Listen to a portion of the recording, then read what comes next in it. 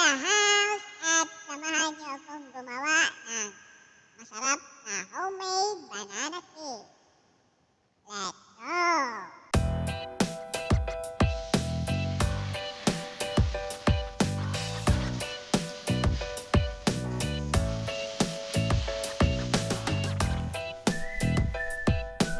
Alright, ito yung sangkap na kailangan natin. Saging, siyempre, meron tayong dalawang saging.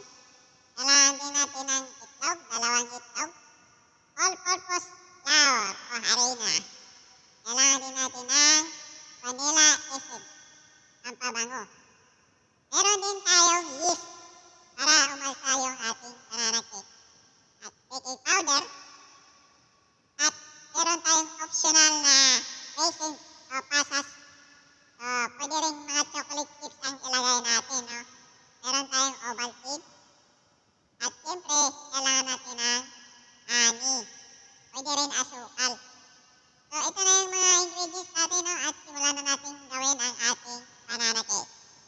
Okay, una baladan natin ang ating saging at durugin natin ang saging gamit ng tinidor o kahit anong pangdurog.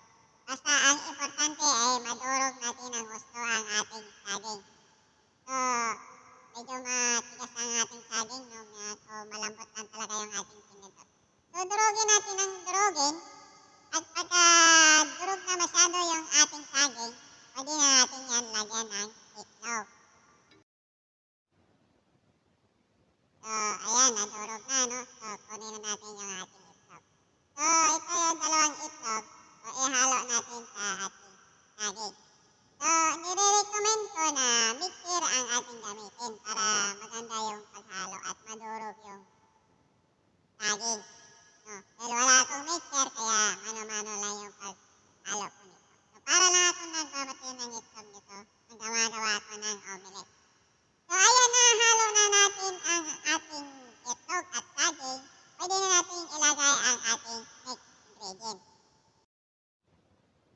Ang chocolate powder. Pwede rin kayo gumamit ng evaporated milk, no? Para mas madali. Kasi kung powder kasi, mahirap haluin. Ayan, oh. Mahirap siya haluin. So, ang gagawin ko nito, i-stop ko muna. Tapos, record ko lang ulit pagka halo na siya ng mabuti. So, ayan, nahalo na siya ng mabuti, no? So, pwede na natin siya lagyan ng ating, vanilla essence. Hindi lang, kunin ko lang yung vanilla essence. Asan ba ito? Pagka, lagyan natin ng konti lang, no? Dapat na isang quick. Di man makita. Ayan. So, konti lang yung nilagay ko, no? Mga isang kutsarita lang. Tapos, haluin lang din natin ang haluin. Wait lang. Ang hirap isara. Yan. So, haluin. Ay, wait lang. Lagyan pa pala natin ng honey. O kaya asukal. So, kung meron kayo white sugar, brown sugar, pwede nyo lagyan. So, nilagyan ko 2 kutsara lang, para hindi masyadong matamis. Kasi, yung natin, yung chocolate powder natin, matamis na yun. Tapos, lagyan pa natin ng maraming honey, lalong tatamis na yun. So, haluin natin ng mabuti. So, ayan, halo. Tapos, pag nahalo na yan, pwede na natin yan itabi. Ano ba tawag yan? Set aside. No, yan, halo. Yan. Tapos, yan, set aside natin. Set aside na natin yan. Sige ka halo-halo. Okay na yan. Itabi mo na. Yan. Set aside mo na. Yan. Ayan. Tapos, kuha tayo ng lagayan. Okay, ito yung lagayan natin, no? Tapos, meron din tayong salaan. Kasi, sasalain natin yung ating all-purpose flour. So, yung measurement dapat sana ng ating all-purpose flour ay 2 cups. So, dahil wala akong pang-measure, kaya estimate ko na lang mga 5 punong kutsara. Yan, 2, 3, 4, ayan, pang-5. Yan.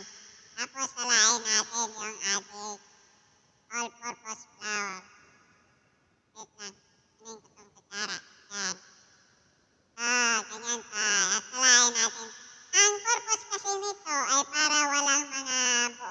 na harina paghalo natin. Kasi mahirap kasi pag naghalo ka tapos may mga bubuong harina.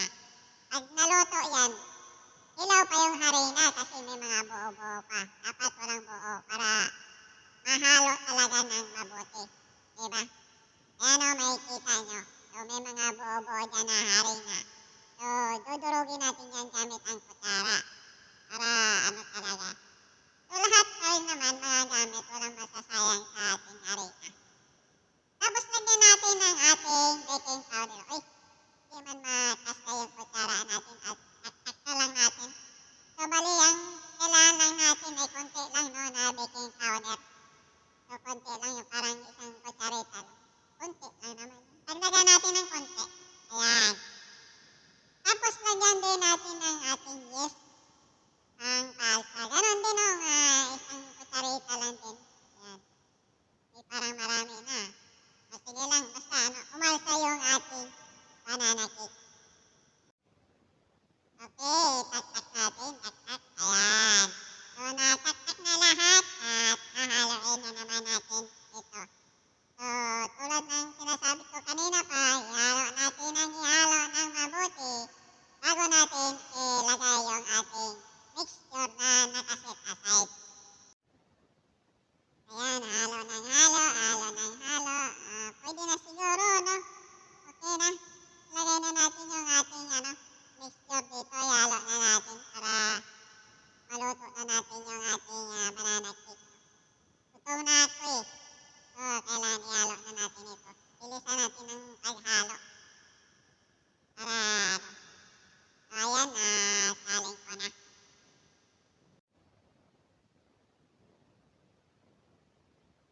Ayan, itabi muna natin. Ilagay natin sa hugasan.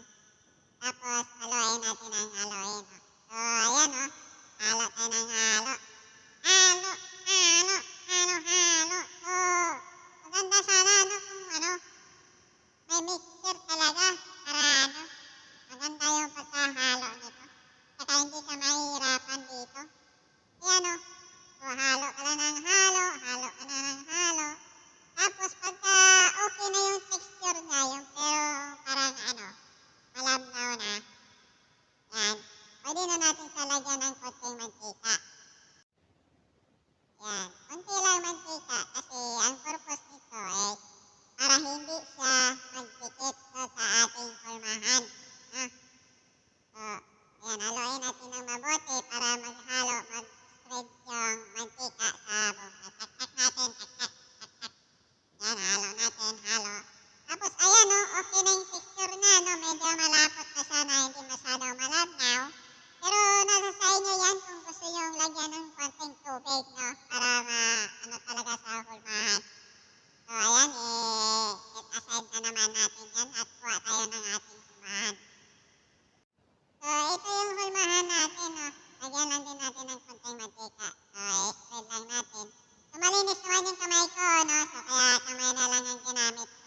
Pero kung meron kayong brush dyan na pangka-spread ng para kumalat yung ating mantika, brush na lang ang gamitin nyo para malinis din naman. Pero sa akin, malinis naman naghugas naman ako ng kamay So, ayan, ilagay na natin at ilagay natin lahat yan. So, kasi medyo malaki yung hulmahan natin Kung meron kayo maliliit na hulmahan, pwede nyo yan hatiin. Gano'n natin lahat kasi sayang. Kasi pag naluto yan, mga isang slice din yan na banana cake. So, ayan kunin natin lahat. Sayang bago natin ilagay sa hugasin yung So, ayan natin, ipatag-patag natin. At saka, aalsahin natin, Gano'n natin. Muntik ko nang nakalimutan, Dapat kanina nilagyan natin ito ng raisins. Nung nandun pa lang siya sa lagayan, hinahalo natin, So, ngayon ko lang naalala. So, at least naalala ko, hindi talaga nakalimutan. Kasi, ang nito, para pampasarap ito ng ating banana cake, Kaya, pwede kayong maglagay ng mga marshmallow, chocolate chip, depende sa kung ano gusto nyo ilagay. Pwede na rin nyo lagyan ng cheese. So, ayan, ihalo lang natin ng konti para mapunta sa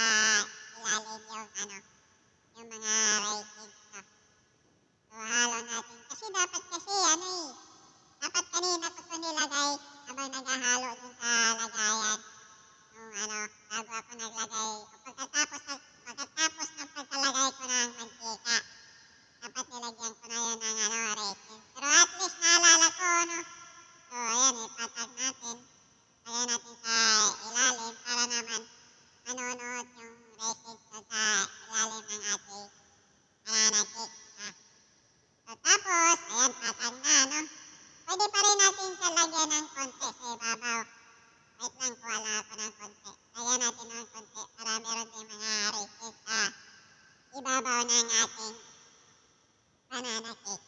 Ayan. So, huwag kayo mag-alala, no? Malinis naman yung kamay ko at saka ako lang naman ang kakain yan.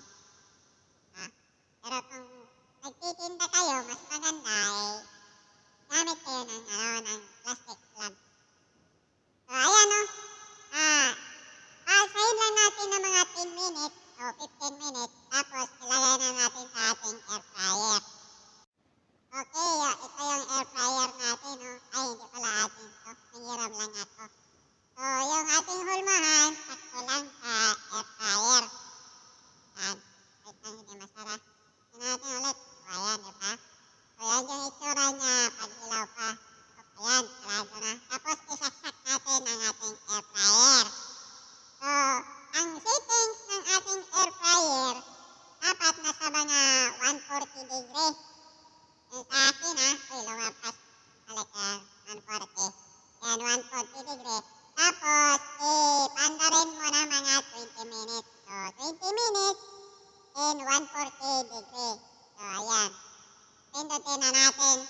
At maghintay lang tayo hanggang maluto. Okay?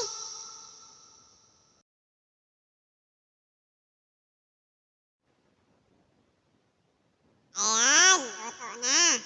Wow! Sarap. Palalamigin muna natin yan, no? At ilagay natin sa plato. So, ito na guys yung ating finished product. Homemade banana cake. So, naghiwa na ako kanina, no? Na-excite ako hindi ko na videoan. Pwede na tayong kumain, no? Ayan, no? Sarap. May mga pasos-pasos. Meron din na akong kape dito. Tara, magkape tayo habang kumakain ng masarap.